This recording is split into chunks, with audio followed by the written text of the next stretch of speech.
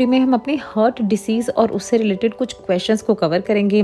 सबसे पहले क्वेश्चन में आपसे पूछ रहे हैं, what is the leading risk factor for heart disease. Heart disease होने का सबसे प्रोमिनेंट फैक्टर इनमें से क्या हो सकता है? डायबिटीज़, स्मोकिंग, हाई कोलेस्ट्रॉल या ऑप्शन डी है ऑल ऑफ द अबव। तो आंसर है बच्चों इसका option D, all of the above. देखिए जितनी भी चीज़ें आप देख रहे हैं, डायबिटीज़ हो गया, स्मोकिंग हो गया, हाई कोलेस्ट्रॉल होना, ये सारे ही हार्ट डिसीज़ को फ्यूचर में कर सकते हैं। फ्यूचर में पॉसिबिलिटीज़ बढ़ जाती हैं अगर आपको डायबिटीज़ है या अगर आप किसी भी तरह का स्मोक करते हैं, ड्रिंक करते हैं, हाई कोलेस्ट्रॉल रिच आप फूड खाते हैं, कुछ ऐसा खाना खाते हैं जिनमें बहुत ज़्यादा कोलेस्ट्रॉल और फैट प्रेजेंट है, तो फ्यूचर में जाके आपकी हार्ट डिसीज़ डेवलप हो सकती है। तो आंसर है बच्चों इसका option D, all of the above. Second question में आपसे पूछना, देखिए which of the following is not a modifiable risk factor for heart disease. इनमें से कौन सा एक तरह का रिस्क फैक्टर नहीं है हार्ट डिसीज़ होने का फ्यूचर में? तो diabetes, family history, sedentary lifestyle या high saturated fat diet. Answer है बच्चों इसका ऑप्शन बी। अब क्यों है, देखिए जो ये फैमिली हिस्ट्री होती है ये हार्ट डिसीज़ के केस में काफ़ी कम होती है। अगर देखिए किसी को फैमिली से ही हेरिडिटरी चलती आ रही है, मान लीजिए 1-2 लोगों को हार्ट अटैक हुआ है उनकी फैमिली में, तो ज़रूरी नहीं है कि ये जेनेटिक में ही आपके जीन्स में ही चलेगा।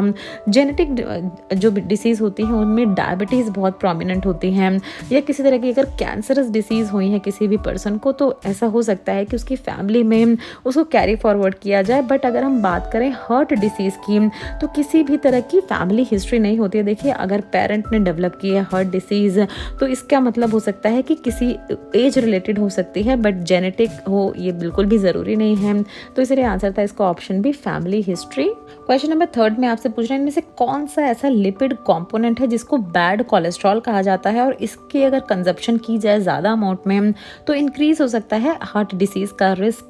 HDL, LDL, VLDL या ट्राइग्लिसराइड। तो बच्चों आंसर है इसका ऑप्शन बी, LDL है, लो डेंसिटी लाइपोप्रोटीन, और ये एक तरह का ऐसा कोलेस्ट्रॉल है जो कि बैड कोलेस्ट्रॉल माना जाता है, क्योंकि अगर ये ज़्यादा जमा हो जाए किसी भी पर्सन की बॉडी में तो आगे जाके बहुत ज़्यादा सीवियर चांसेस होते हैं उनको हार्ट डिसीज़ होने के। अब देख लेते हैं कौन कौन से ऐसे फूड प्रोडक्ट्स होते हैं जिनमें ये ज़्यादा मात्रा में पाया जाता है, जिनसे कम से कम आप जिनका कंजप्शन करें और अपने हार्ट को बचाएं आने वाली फ्यूचर में होने वाली किसी भी तरह की हार्ट की प्रॉब्लम से।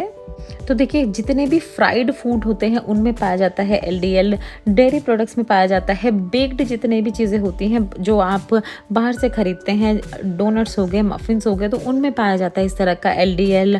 एग्स में पाया जाता है चीज़, शेल फिश, बेरीज, और आप देख रहे हैं अपने स्क्रीन पे बहुत सारी ऐसी चीज़ें हैं जिनमें पाया जाता है LDL। अब यहाँ पर आप एक ऑप्शन देख रहे हैं होल ग्रेन्स, इनमें जो देखिए पाया जाता है फैट वो हेल्दी फैट आप कह सकते हैं होता है, क्योंकि ग्रेन्स हर कोई एक लिमिट में ही खाता है। बट बाकी अगर किसी भी चीज़ की आप बात करें, अगर आप पॉपकॉर्न लेके बैठे हैं खाने, या अगर किसी तरह की आइसक्रीम यानी डेजर्ट अगर आप खाने बैठे हैं, तो इस तरह की चीज़ों का कंजप्शन आप ज़्यादा करते हैं, इसीलिए इस तरह का बैड कोलेस्ट्रॉल आपकी बॉडी में ज़्यादा भर सकता है। तो ये पूरा ही देखिए लिस्ट दी गई है जिन जिन चीज़ों में होता है LDL, बट हर चीज़ आपको किस में खानी है, लिमिट में खानी है, तो कोई भी प्रॉब्लम नहीं होने वाली है आपके हार्ट को।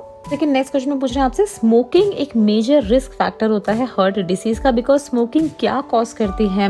ब्लड फ्लो को रिड्यूस करवा देती है, जो हार्ट तक जो ब्लड पहुंचता है उसका फ्लो रिड्यूस हो जाता है।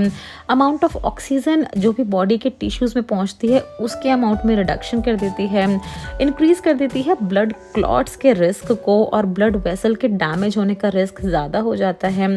ऑप्शन डी है ऑल ऑफ द अबव। तो आंसर है बच्चों इसका ऑप्शन डी, सारे ही ये मेजर कारण हो सकते हैं। देखिए अगर कोई भी पर्सन स्मोकर है तो बहुत ही ज़्यादा नुकसान होता है हमारी बॉडी को, हमारे हार्ट को, हमारी लंग्स को, किसी भी तरह के जो भी हमारे बॉडी पार्ट्स हैं उनमें बहुत ज़्यादा डिस्ट्रक्टिव इफेक्ट कॉज करते हैं इस तरह की स्मोकिंग के जो भी मटेरियल्स बनाए जाते हैं।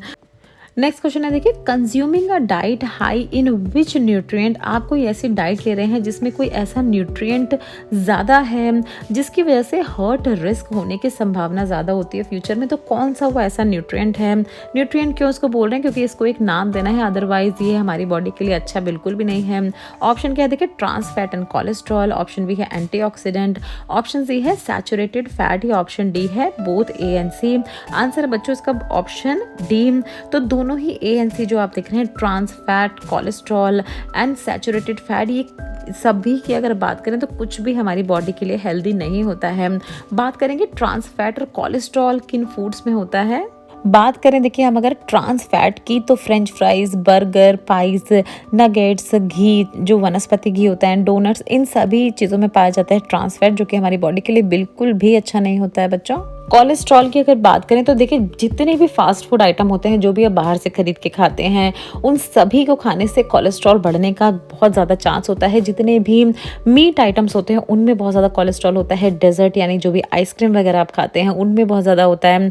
Whipped cream, cheese, liver, shrimp, eggs, bacon and butter, तो इन सभी चीज़ों में बहुत ज़्यादा मात्रा में पाया जाता है कोलेस्ट्रॉल। तो कोई कुछ भी आपको कंज्यूम करना है तो बहुत ही ज़्यादा लिमिट का आपको ध्यान रखना होगा। और अगर हम बात करें सैचुरेटेड फैट की, तो फिर से आप देख रहे हैं व्हिप्ड क्रीम, जितने भी मीट आइटम होते हैं, dessert, whole milk, butter, dried coconut, process meat, palm oil, cheese, dark chocolate, तो इन सभी में प्रेजेंट होता है सैचुरेटेड फैट। तो देखिए समझने वाली बात यह है कि जब भी आप किसी भी इस तरह की चीज़ का कंजप्शन करते हैं तो आपको याद रखना है कि लिमिट में करना है। दूसरा क्या है, आप किसी तरह का फिजिकल एक्टिविटी ज़रूर कर रहे हो किसी तरह की, ताकि जो भी चीज़ आप कंज्यूम कर रहे हैं वो बर्न हो पाए। तो ये था देखिए इस पूरे क्वेश्चन के बारे में। नेक्स्ट क्वेश्चन है देखिए, कंडीशन पूछ रहे हैं आपसे, ऐसी कौन सी कंडीशन है जिसमें फैटी डिपॉजिट हो जाता है आर्टरीज की वॉल पे। एथेरोस्क्लेरोसिस, एरिथमिया, एंजिना या एन्यूरिज्म। तो आंसर है बच्चों इसका ऑप्शन ए, एथेरोस्क्लेरोसिस। तो अपनी स्क्रीन पे आप देख रहे हैं, देखिए किस तरह का ये दिखता है एथेरोस्क्लेरोसिस, जहाँ पर कोलेस्ट्रॉल डिपॉजिट हो जाता है आर्टीरियल वॉल्स पे, और जिसके कारण ब्लड फ्लो नहीं हो पाता है ठीक से आर्टरीज में, और इसके कारण काफ़ी ज़्यादा दिक्कत होती है जो भी पर्सन जिसको भी इस तरह की चीज़ें होती हैं। तो इसीलिए बहुत ज़रूरी है कि हम रेगुलर एक्सरसाइज करें, अपनी डाइट में हम कम से कम जितना कम हो सके उतना कोलेस्ट्रॉल एंड फैट इंक्लूड करें, ताकि इस तरह के फ्यूचर में होने वाली किसी भी कंडीशन से हम बच पाएँ। कि लास्ट क्वेश्चन देखेंगे हम अपने आज के इस वीडियो का, पूछ रहे हैं आपसे कि इनमें से कौन सी ऐसी मेडिकल कंडीशन है जिसको मेडिकल लैंग्वेज में साइलेंट किलर भी कहा जाता है, क्योंकि ये डायरेक्टली रिलेटेड होती है हार्ट डिसीज से।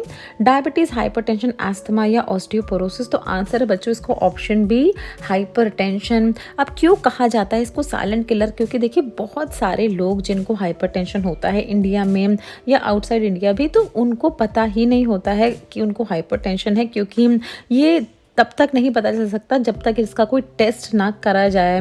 और इंडिया में बहुत सारे लोग होते हैं जो टेस्ट ही नहीं कराते हैं इस तरह के हाइपरटेंशन, हाई बीपी का। तो इसीलिए धीरे धीरे आपके ब्लड वेसल्स पे इफेक्ट डालता है, फिर अल्टीमेटली आपके हार्ट पे इफेक्ट डालता है।